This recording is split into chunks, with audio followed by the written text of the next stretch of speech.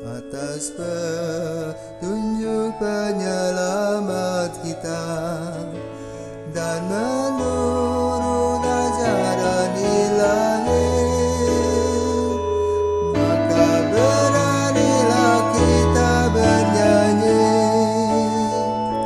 Bapa kami yang ada di surga, dimuliakanlah namamu.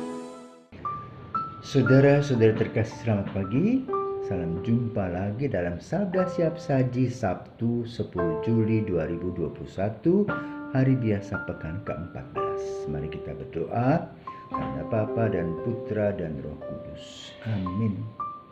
Bapa yang penuh kasih, kami mengucap syukur kepadamu karena Engkau telah memberi kepada kami guru-guru yang baik dan orang tua yang baik, yang mana mereka telah menanamkan nilai-nilai kehidupan. Mereka menggunakan pikiran, perkataan, dan perbuatan mereka untuk melaksanakan tugas mulia mereka mendampingi kami, anak-anaknya dan murid-muridnya. Maka kami mohon berkat-Mu Tuhan untuk para guru dan orang tua kami yang sudah tiada. Semoga mereka boleh berbahagia karena mereka sudah memberikan yang terbaik kepada kami semua. Demi Kristus Putra-Mu dan pengantara kami kini dan sepanjang masa. Amin. Tuhan bersamamu dan bersama roh-Mu. Inilah Injil Yesus Kristus menurut Matius. Dimuliakanlah Tuhan. Matius bab 10 ayat 24 sampai dengan 33. Pada waktu itu Yesus bersabda kepada ke-12 muridnya, seorang murid tidak melebihi gurunya dan seorang hamba tidak melebihi tuannya. Cukuplah bagi seorang murid jika ia menjadi sama seperti gurunya, dan bagi seorang hamba jika ia menjadi sama seperti tuannya. Jika tuan rumah disebut Beelzebul, apalagi seisi rumahnya. Jadi janganlah kalian takut kepada mereka yang memusuhimu, karena tiada sesuatu pun yang tertutup yang takkan dibuka, dan tiada sesuatu pun yang tersembunyi yang takkan diketahui.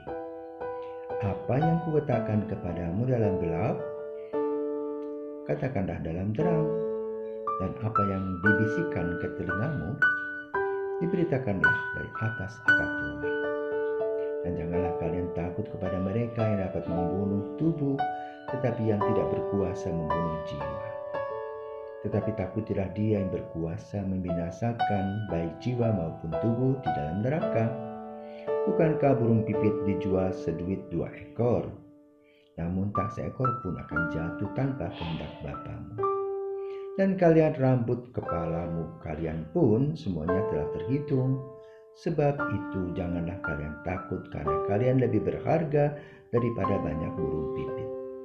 Barang siapa mengakui aku di depan manusia, dia akan kuakui juga di depan Bapa-Ku yang di surga. Tapi barang siapa menyangkal aku di depan manusia, dia akan kusangka di hadapan Bapa-Ku yang di surga. Demikianlah Injil Tuhan, terpujilah Kristus.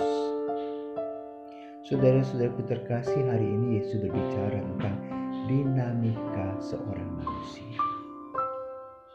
Dengan ada yang lebih dahulu, ada yang belakangan. Yang lebih dahulu memberi kepada yang belakangan, seperti orang tua, guru. Orang tua melahirkan anak-anak, mengurusnya dan bertanggung jawab atas hidup mereka. Guru juga mendidik murid-muridnya agar anak-anaknya tidak menjadi bodoh, tapi bisa menggunakan akal budi dan hati yang sehat. Maka Yesus berbicara tentang guru dan murid. Siapakah guru, siapakah murid, siapakah orang tua, siapakah anak. Orang tua maupun guru adalah orang yang diutus oleh Tuhan kepada kita masing-masing. Sebagai orang tua, kita diberikan karunia, kelahiran, dan hidup. Pada guru, kita diberikan oleh mereka kebijaksanaan, nilai-nilai hidup yang mereka tanamkan kepada kita agar kita bersama orang tua yang telah memberi nilai awal dilanjutkan oleh guru. Maka lalu di dalam pendidikan, guru selalu memberikan apa yang disebut dengan 3 dimensi: pikiran, perkataan, perbuatan. Dengan pikiran kita menghitung, kita menggambar, kita merancang. Dengan perkataan kita belajar, bersosialisasi, berkomunikasi, berdoa. Dan juga dengan perbuatan kita diajarkan untuk melakukan. Dan perlakuan itu dimulai dengan hal-hal kecil. Seperti menyapa, kalau di TK ada 3S, salam, sapa, senyum. Yang sekarang dengan coronavirus 19 ini boleh katakan tinggal kenangan. Tetapi di rumah perlu diperhatikan. Guru tentu setahap lebih tinggi dari muridnya, karena ia menjual jasa dan kita berhutang jasa sebagai murid. Karena itu dikatakan oleh Yesus, seorang guru dan murid tidak akan sama, karena guru sudah memberi dan kita sebagai murid menerima. Karena itu kita berhutang jasa. Namun secara strata sosial boleh-boleh saja terjadi. Guru tetap guru TK, tapi anak menjadi profesor. Bisa, secara intelektual. Sama seperti orang tua. Orang tua lulus SD, tapi anaknya jenderal, bisa. Atau anaknya paus, boleh. Tetapi kedua komunikasi ini, antara guru dengan murid, antara orang tua dengan anak, tetap ada satu perbedaan, yaitu hutang piutang dalam hidup dan dalam nilai-nilai kehidupan. Maka lalu kita juga sebagai manusia sosial harus berani menghadapi kompetisi, tapi secara positif. Ada orang-orang yang ditindas, tidak apa-apa.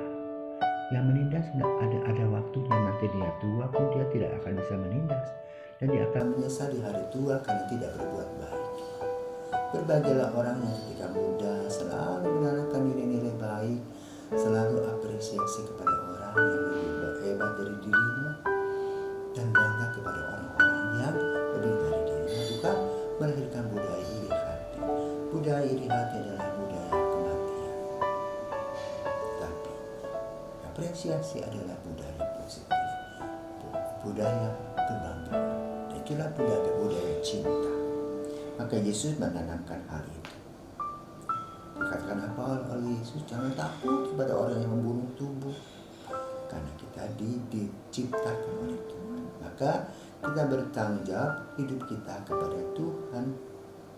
Dan itu kita harus mengakui Allah adalah segala-galanya. Semoga kita sadar bahwa kita memerlukan Tuhan. Kita bersyukur kepada Tuhan yang telah menciptakan kita, dan Tuhan sudah memberikan perutusan ini kepada orang tua dan guru-guru kita. Maka mari kita mendoakan orang tua kita masing-masing dan guru kita yang sudah mungkin tiada, yang sudah tua, tapi mereka berpiutang kepada kita. Semoga Tuhan memberkati kita. Selamat